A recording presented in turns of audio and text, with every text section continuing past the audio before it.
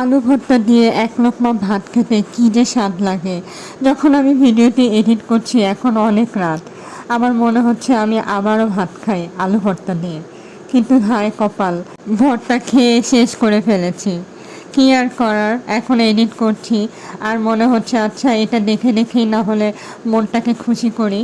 আর মরিচটা খুব ভালোভাবে ডলে নিচ্ছিলাম। আমি পেঁয়াজটা একদম ভেজে নিয়েছি। পেঁয়াজটা ভেজে নিলে হয় কি, ভর্তা বেশ অনেকক্ষণ থাকে, যেহেতু গরম পড়ে গেছে।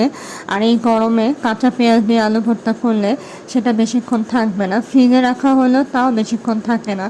আর আলু ভর্তা যদি এরকম আঠা আঠা হয় তাহলে তো কথাই নেই, খুবই মজা লাগে। আমার কাছে এই রকম ভর্তা বেশ ভালো লাগে, বাটনায় করলে তো আরও মজা লাগে। আর এর মধ্যে ভর্তা বানানোর পরে আমি আর লোভ সামলাতে পারছিলাম না, গরম ভাত বাটনার মধ্যে দিয়েই মেখে নিচ্ছিলাম আর খুব ভালোভাবে মেখে নিচ্ছিলাম।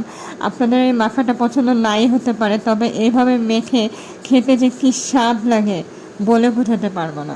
আমার মেয়ে বলছিল কি করছো মা, প্লেট রেখে এখানে কেন খাচ্ছ?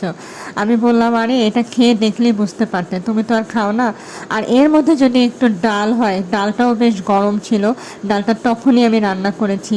আর এই শুকনো মরিচটা ডালে যেহেতু ছিল ওটাই ডলে নিয়েছিলাম।